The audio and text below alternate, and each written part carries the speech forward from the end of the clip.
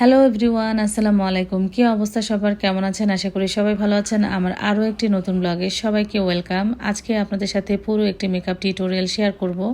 তো এটা ছিল ওনার ক্যাজুয়াল স্কিনটা। তো প্রথমেই আমরা স্কিন প্রিপেয়ারটা করে নিয়েছি।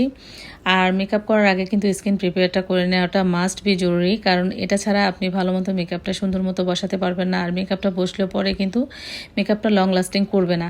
তো যার জন্য আমাদেরকে স্কিনটা অবশ্যই প্রিপেয়ার করে নিতে হবে। তারপর আমরা আইব্রাউটাকে একটু ড্র করে নিচ্ছি।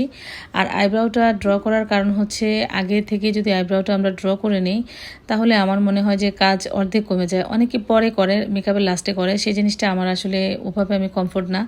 তো আমরা আগে আইব্রাউটা ড্র করে তারপর হচ্ছে আজকে আই লুকের কাজটা আগে করব। তো মাঝে মাঝে দেখা যায় বেস মেকআপটা আগে করা হয়, আই লুকের কাজটা পরে করা হয়, কিন্তু আজকে আমরা আই লুকের কাজটা আগে করব, বেস মেকআপ পরে করব। তো আইব্রাউটা ড্র করার পরে সুন্দর মতো এটাকে আমরা একটু শার্প করে নিয়েছি। তারপর এখন আমরা চোখের ভেতরে লিডে যেটা পোর্শনে আমরা এখানে একটা কনসিলার অ্যাপ্লাই করেছি। আর কনসিলার অ্যাপ্লাই করার পরে আমরা এটা সুন্দর করে বেস মেকআপটাকে বসিয়ে নিয়েছি। আর এখন আমরা এখানে ট্রানজিশন কালার হিসেবে একটু চকলেট টাইপের কালার এখানে অ্যাপ্লাই করেছি। আর এই কালারটা দিয়ে আপনারা চাইলে কিন্তু কন্ট্রোলিংও করতে পারেন। তো সব সময় যে একই রকম কালার দিয়ে ট্রানজিশন হবে বিষয়টা এরকম না। ট্রানজিশন কালার কিন্তু বিভিন্ন কালার দিয়ে করা যায়। এটা নির্ভর করবে ব্রাইডালের আউটফিট এবং চোখের লিডের উপরে। কারণ অনেক সময় অনেকের স্পেসটা অনেক বড় থাকে, অনেকের ছোট থাকে। তো বড় চোখে তো আপনি চাইলে অনেকগুলো শ্যাডো অ্যাপ্লাই করতে পারবেন, কিন্তু ছোট চোখে আপনি চাইলে অনেকগুলো কালার অ্যাপ্লাই করতে পারবেন না। তো আমাদের আজকের যে ক্লায়েন্ট, ওনার আইলিডের পোর্শনটা মাশাআল্লাহ অনেক বড়। তো তারপরেও কিন্তু আজকে আমরা এখানে অনেকগুলো কালার যে অ্যাপ্লাই করবো বিষয়টা এরকম না। তো ওনার আউটফিটের সাথে ম্যাচ করে কিন্তু এখানে কালারটা করা। আর উনি আজকে একটা লেহেঙ্গা পরেছে। তো আমরা একটা গোল্ডেন কালার অ্যাপ্লাই করেছি। এটা হচ্ছে মাল্টি টাইপের যে গোল্ডেনটা হয় সেটা অ্যাপ্লাই করার পরে আমরা এখানে একটু ব্ল্যাক কালার আউটার কর্নারে অ্যাপ্লাই করেছি। তো চোখটা মোটামুটি আমাদের কমপ্লিট, আরও একটু কাজ তো বাকি আছে, সেটা পরে। এখন আমরা চলে আসলাম বেস মেকআপে। বেস মেকআপটা প্রথমে আমরা ফাউন্ডেশন অ্যাপ্লাই করেছি, তারপর হচ্ছে লিকুইড ব্লাশার, আর তারপর এখন আমরা পাউডার সেট করে নিচ্ছি। আর আমার এই যে মেকআপটা আমি দেখাচ্ছি, এটা একেবারেই যারা বিগিনার আপুরা আছেন তারা কিন্তু এই মেকআপটা দেখলে আপনারা চাইলে এখান থেকে কিছু টেকনিক ফলো করে নিজেরা অ্যাপ্লাই করতে পারবেন। আর যত বেশি অ্যাপ্লাই করবেন বা প্র্যাকটিস করবেন, অতই কিন্তু আপনাদের আই লুক বলেন, বেস মেকআপ বলেন, করার যে ফিনিশিং টাচআপটা অনেক বেশি আসবে। তো নতুন যারা আছেন তারা অবশ্যই সবসময় প্র্যাকটিসের ভিতরে থাকবেন। প্র্যাকটিস করলেই কিন্তু আপনি ভালো ভালো সুন্দর সুন্দর কাজ উপহার দিতে পারবেন আপনাদের ক্লায়েন্টকে। তো যাই হোক, আমাদের এখানে মোটামুটি বেস মেকআপ বসানো হয়ে গেছে। এখন আমরা কন্ট্রোলিংটা করে নিচ্ছি।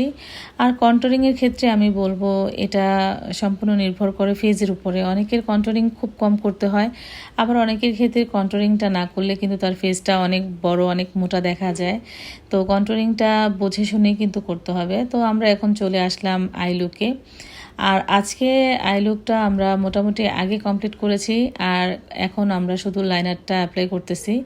আর লাইনারটা কিন্তু একেবারে মোটা চওড়া করে করব না, কারণ একদম চিকন করে কিন্তু আমরা লাইনারটা এখানে অ্যাপ্লাই করতেছি।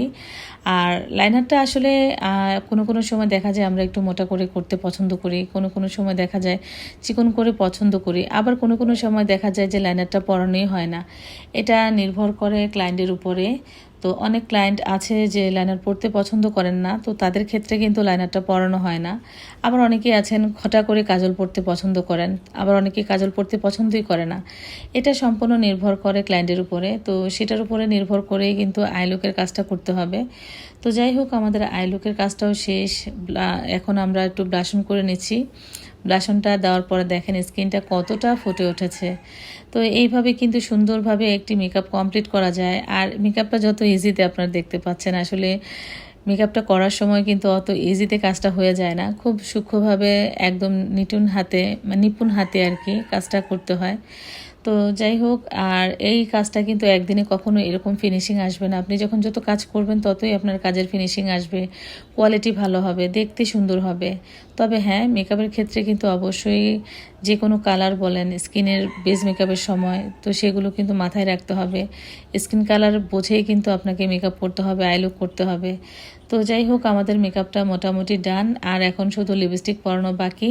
তো লিপস্টিকটা আমরা আজকে মেরুনই দিব, কারণ চোখটা যেহেতু আমরা অনেক হালকা সফট একটা চোখ করেছি, তো লিপস্টিকটা এখানে ডার্ক দিব। আর আমাদের ব্রাইডাল লেহেঙ্গাও ছিল ডার্ক মেরুন। তো এখন লিপস্টিকটা এখানে পরানো হয়ে গেছে। তো কেমন হয়েছে আমাদের আজকের এই মেকআপ লুকটা অবশ্যই সবাই কমেন্ট সেকশনে জানাতে ভুলবেন না। নিত্য নতুন কাজ নিয়ে যেন অন্য কোনো দিন হাজির হয়ে যেতে পারি। সেই পর্যন্ত সবাই ভালো থাকবেন এবং আমাদের সঙ্গেই থাকবেন। দেখা হচ্ছে নেক্সট ভিডিওতে। আল্লাহ হাফিজ।